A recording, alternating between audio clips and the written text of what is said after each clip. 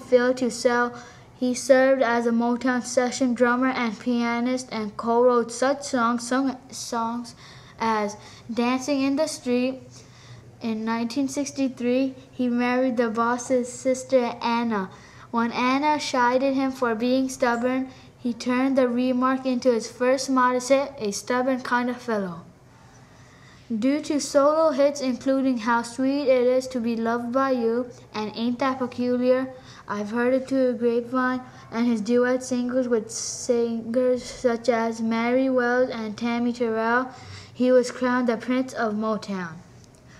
We now present the inspirational tune Ain't No Mountain High Enough, written by the husband and wife team of Nick Ashford and Valerie Simpson.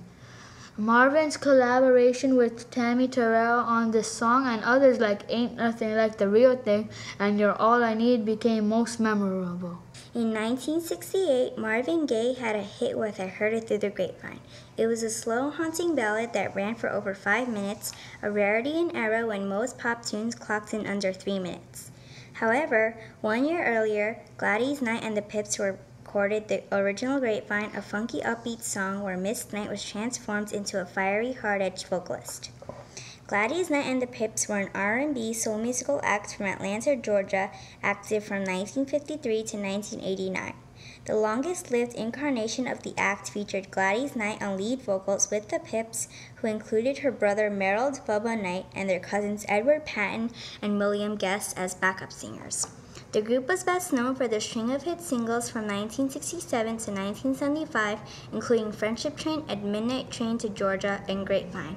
The Motown sound is so popular, but what about those famous moves and grooves made by popular Motown artists?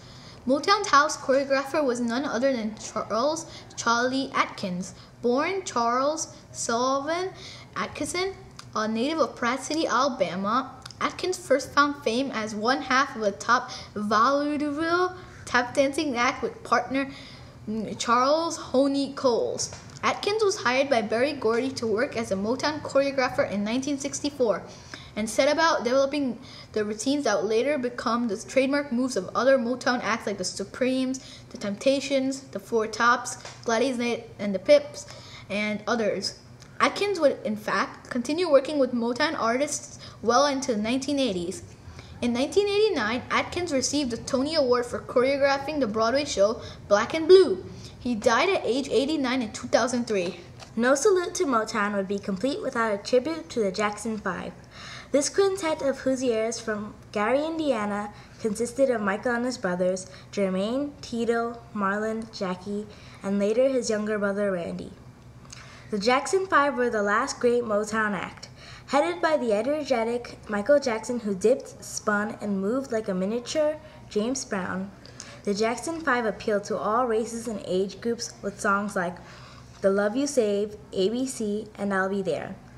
They even hosted their own Saturday morning cartoon show for a while. Michael was just 10 when the group had their first hit with I Want You back in 1969. Jermaine Jackson later married Berry Gordy's daughter, Hazel. Needless to say, Michael went on to have a pretty successful solo career.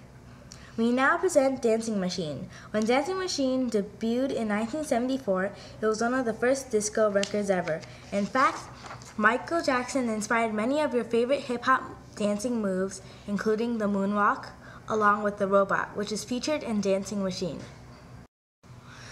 Motown had more talent than any other company. It improved the ways African Americans were presented in all walks of life. Motown was not a civil rights organization, even though Berry Gordy was friends with Dr. Martin Luther King Jr. It was Motown Records that released Dr. Martin Luther King's key civil rights speech on records. It was Motown groups like the Miracles, Martha and the Vandellas, and the Temptations who insisted that the road dividing their Southern audiences into black and white be taken down. By making a success for the first black-owned enterprise of its kind, Gordy sent out vital messages in so many words and in music. Around America, Motown was a healing force. The early Motown revues often broke down racial barriers, performing before the first integrated audiences in some parts of the country. As one fan noted, whether it was Marvin Gaye or Mary Wells, it sounded good at the end of the day of hard work or no work, regardless of the color of your skin. As Motown turns 50, sadly many of the great Motown artists have passed away, including Marvin Gaye, Mary Wells, David Ruffin, and Eddie Kendricks of The Temptations, along with Florence Ballard of The Supremes. Levi Stubbs of the Four Tops died last year, but their music and all of the great songs of Motown will go on forever. Motown Records is still around today. Contemporary artists include Lionel Richie, Boyz II Men, New Edition, and Brian McKnight. Motown's current roster includes R&B singers Maya Kem and Yummy Bingham, pop singer Lindsay Lohan, and reggae singers Damian and Stephen Marley, and rapper Nick Cannon. Berry Gordy sold Motown in 1988 for about $60 million. Today, he's overseeing a Broadway musical based on his life and a multi-part documentary film on what he did and how I did it at Motown, using extensive footage filmed during Motown's heyday. Since America just inaugurated its first black president, Duke Fakir of the Four Tops heralds Motown's role in the long process that brought the country there. Motown's crossover success, he says, prompted white Americans to begin to look at black America a little differently. It's one of the steps that took us up that ladder, he says. Motown music was an integral part of softening the blow little by little. And that's the part I'm really proud of. Motown, yesterday, today, and forever. Class 5-314 hopes you enjoyed our show. Thank you for joining us today for this special 50th anniversary tribute to Motown. First and foremost, we send a very big Motown thank you to Mr. Harvey Samuels, our musical director. You make us laugh and help us to sing and shine like superstars. Another Motown thank you goes to a special friend of Class 5-314, Mr. Jack Davis, trombonist and percussionist extraordinaire and Miss Klein's new husband. Thanks for all of your special contributions. Our happy dancing feet will be wearing frowns instead of smiles if not for the efforts and work of three talented student choreographers, Catherine Lee, Stephanie Gong, and Jin Choi. A special shout out to our technology expert Edward Fan, who produced our Motown documentary and signed our playable cover. Thanks to Miss Mary Ann Gorlick for her suggestions and input. We also offer a special Motown thank you to another special friend of 5-314, Miss Millie Solomon, who always goes above and beyond with the technical support and troubleshooting. It's a beautiful day in our neighborhood with Miss Solomon across the hall. We conclude our show with a song by one of this generation's most prolific musicians and songwriters, Stevie Wonder. A prominent figure of 20th century popular music, Wonder has recorded more than 30 top 10 hits, won over 20 Grammy Awards, and has been inducted into both the Rock and Roll and Songwriters Hall of Fame. Blind from infancy, Wonder signed with Motown Records at age 12 and continues to perform and record for the label to this day.